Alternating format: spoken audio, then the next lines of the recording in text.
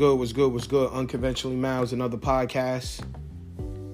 Got a lot of things to upload for you guys. Ton of things in the cut. But you know I had to jump on. I don't know if you guys are into the NBA playoffs. First round is a little crazy right now. Who's your picks? Also, I know you guys seen the Devin Haney, Ryan Garcia fight. I wasn't surprised. I knew the keys for Ryan to win. I knew the keys for Devin to win.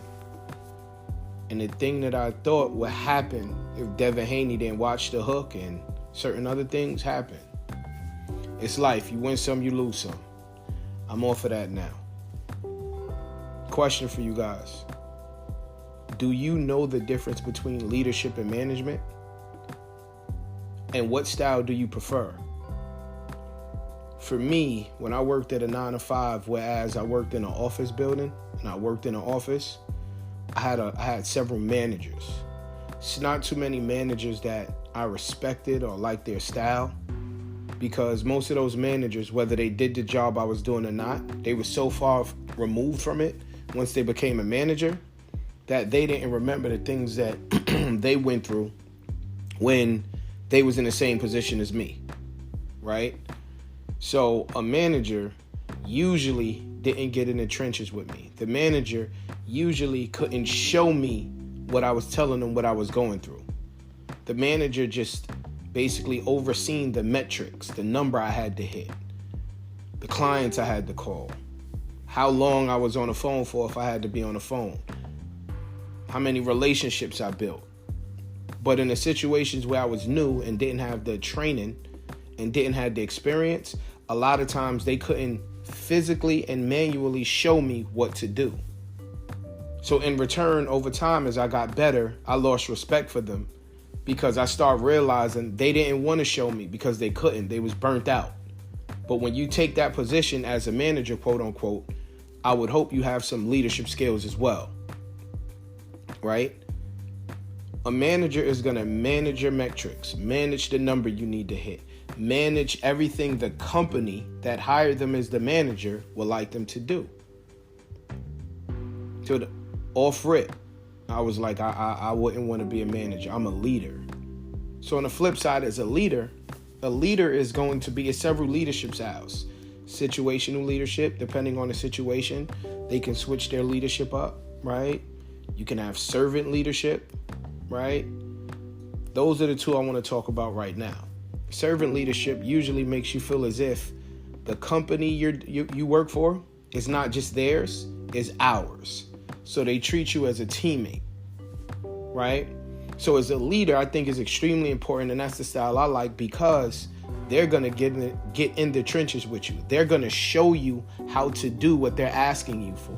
And they're going to show you you can physically see them giving you an example of what they would like you to do. Also, you gain and garner more respect because they still can perform the job or the task they're asking you to do, right?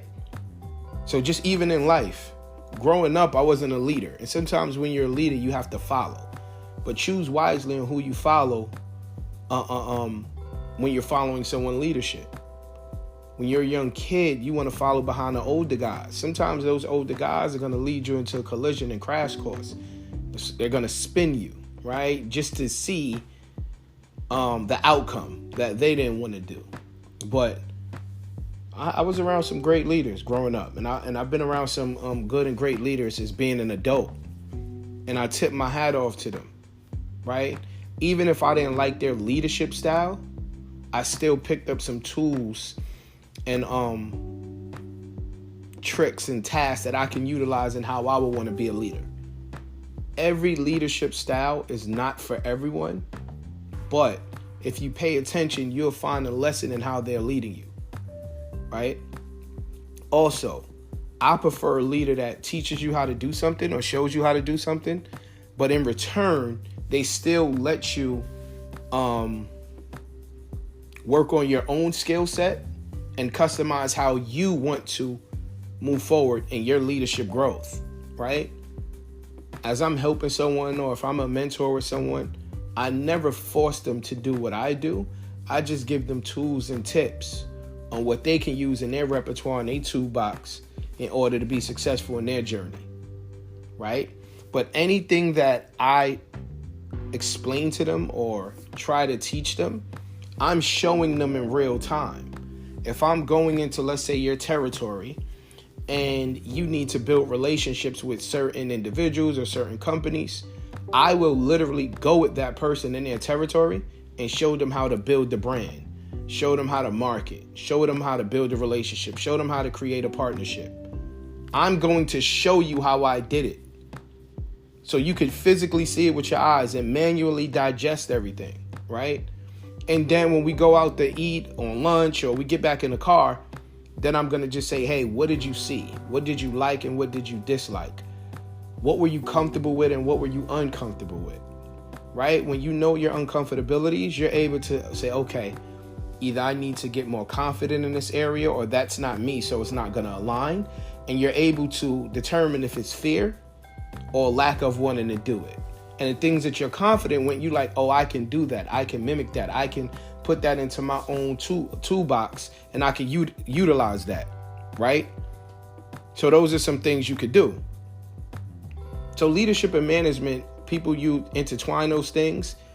And as you learn, you realize what's best for you. Traditionally, when you're at a corporate America job or you're in some form of job where you're working for someone else, typically you're going to see management. Sometimes that individual who's in management, they just been around for a long time when the company started, so they know the most at the moment. So individuals move them in that manager role. Some individuals had your same position, did very well, and then went into management because they was burnt out from doing your role. And now when they're in management, they just forget everything. They like, oh, I'm a manager now. So everything that I know I seen as a rep doesn't apply anymore. I'm just going to have upper management. My boss is telling me what to do, and I'm going to trickle that down, and I'm going to just follow directions because I never want to be back in that rep position again. We see those individuals all the time. My question is, how do you like it? Are you an individual who will rather be a manager or leader? What are some of the things you like about managers and what are some of the things you like about leaders? Now, don't get me wrong. I do not dislike managers. I prefer a manager that manages, but understand that I'm a leader. So it's a certain way I like to do things once I'm equipped with experience and knowledge and being out there. Some managers is great. Talk to me about what you need to talk to me about, but move out of my way when it's time for me to perform. Don't act as if you've never been in my position, whereas what I'm saying doesn't hold any weight, and it does. Managers are not usually individuals who are in the field currently. They was in the field previously. Things change every day, all the time, every second, minute, and hour. So don't act as if what I'm saying is not valid, especially if you know my character. Right? In some places, management is awesome. They may send you an email. They may just give you a call, right? But I just prefer leadership. I prefer someone, hey, I need help with this. They come out there to my aid to help me or to show me or to work through that problem together. For me, leadership is always going to garner more respect because they're willing to get their hands dirty. And when you say you have an issue, if they can't assist you with it, they're going to whoever they report to say, hey, this is an issue right here. My teammate or rep is going through this. Let's work on it. This is going to trickle down to everybody. Leadership is going to listen. Sometimes managers doesn't. Now, once again, for those who's listening to this and you're in a manager position and you have a mixture of management and leadership, I applaud you because everybody can't do that. Usually leaders can mix and mingle management, but I haven't met too many managers that can mix and mingle leadership too often. It's individuals out there, so pay attention to what I'm saying. It's free to pay attention, right? But I do not run into them too often in my journey, right? This is what made me want to start my own business and become more of a business owner. And I basically work, educate, and inspire and motivate those individuals who work with me, not for me. Because I don't say anybody work for me. I was able to do that. Anyone who works with me, I motivate them to work on their own goals and move on. I'm not here to keep anyone in this position or this opportunity. I may lose a great partner, but I gain a great friend. And whatever business, whether we're competitors or not, we can always, on my side, we can always converse and have a relationship. When I make money, money doesn't stop for anybody else. They don't stop printing money when they make it for someone else. I'm not in competition with anybody else. I'm in competition with myself, right? So I see individuals all the time. I'm in a current role where I work with several companies. I contract my work out, right? And it's individuals who try to beat what I do because I'm good at what I do, individuals say. I don't toot my own horn. I'm not into that. They try to beat me, but what they're not understanding is my personality allows me to excel. You're trying to mimic or beat what I do, but you never had a conversation and you don't know what I do in order to build the relationship, create the brand, right? Secure that territory. Have individuals call me on referrals. I don't have to do too much reaching out once I solidify and stamp who I am and what I do and how I can help that organization. I don't have to do too much more. I can't teach you what I can do by just talking to you. It has to be me talking to you and showing you what I do. And if we don't have a relationship, you being able to see what I do, right, with your own eyes is going to be difficult. Because if we don't have no relationship and you're reaching out to me, but I know you're reaching out to me more of a someone told you to do it, or you really don't want to do it because you don't like to see me win, a lot of times we'll never have a conversation. So when I'm doing a job or I'm contracted to do something, I don't care if someone's better than me because I'm only going to get better, right? I'm in a student mode at that time. And even though individuals say they love competition, I'm in competition with myself. I see where the goalpost is at. I'm trying to surpass that, but I'm trying to surpass that respectfully. No one can trick me out of my position. I'm me, for whatever it be. I'm me at all times. Good, bad, or indifferent. But as I got older and I got more wisdom, I start understanding, hey, don't chase the person who's number one. Focus on what your goal is, and then you go there. If the goalpost is 7 feet, my goal at that moment may be 8. My goal at that moment may be 7 feet. But I don't put a ceiling on how great I can be in any situation, right? So if you're in a leadership position, great. Or if you're in a position where you're an admin or you're overseeing a project or certain individuals, are you a manager or are you a leader? And if you're a manager, what kind of manager are you? And if management works for you and your staff loves it, explain to me or leave a comment on what do you do in order to keep your team happy? And if you're leadership, what leadership style do you use? Dictatorship, situational leadership, servant leadership, a mixture of both, a combination of all three, right? Which one do you use and why? On the flip side, when I took positions where I'm overseeing individuals, I knew why I was taking that position. As I'm in a leadership role, I'm taking that position because I see potential in a ton of individuals that I'm working with, and I want to help them reach their zenith or their pinnacle in being great. I may be burnt out as well, and I may see it's more value in me educating and motivating and inspiring and leading individuals in that role, and that's why I took that role. But it's never just for the money for me, right?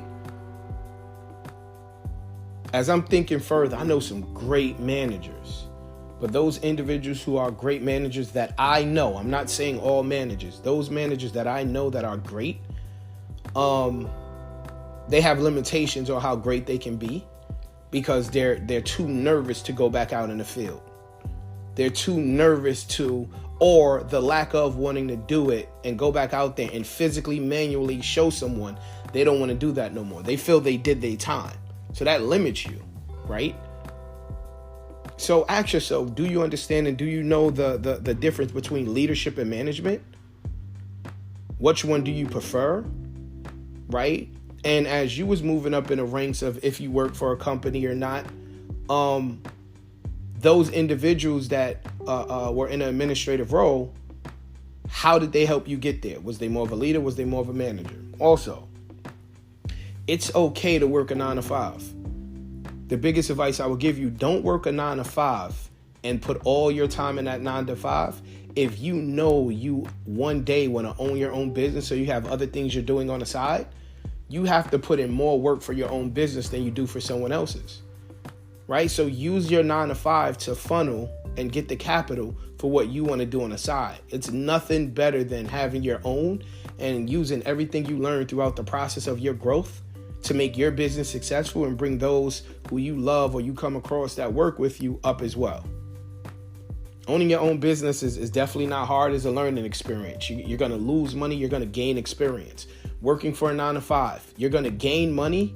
You're going to gain experience, but you're going to lose time if you don't see what's the most important outcome. Leadership and management both could be great. I prefer leadership. There's some individuals out there that prefer management. And I have not ever been a manager who micromanaged. It just doesn't make sense. We're grown. Now, in certain situations, you have to micromanage certain individuals, but it's very small set of people, and I have to have that conversation. I'm not here to baby you. I'm not here to check up on you every day. If you need help, you can ask me, but me hovering over you, I'm not here for that. And if you can't abide by the things that's needed to be done in your role, then this might not be for you. But I'll always have that conversation respectfully. So, unconventionally Miles, I love touching on topics that are vital and pivotal. And a lot of times we think about it, but we just don't have anyone to talk to about some of those areas of interest. It's getting warm outside. It's getting extremely warm where I'm at.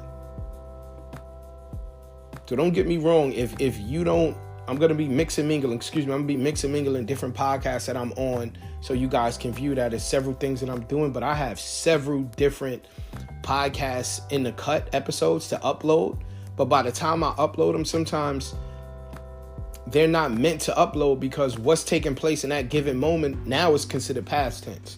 I don't want to bombard you with a ton of episodes at once, but maybe I should. Maybe I should post more episodes more frequently throughout the week.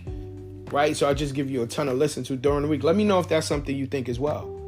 I have a ton of content in the cut now.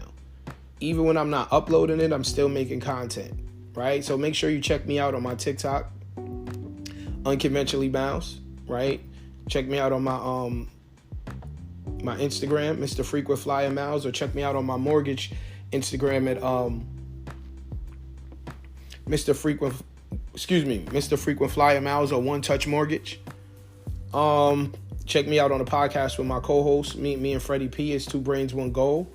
I'm moving and shaking. I'm going to be on a podcast with a young lady, Becoming Miriam. You heard her on my podcast in about 2 weeks. Her podcast is booming. So I'm just moving and shaking, man. Trying to get as much knowledge and wisdom as possible day by day. Educating, motivating, inspiring, and also learning.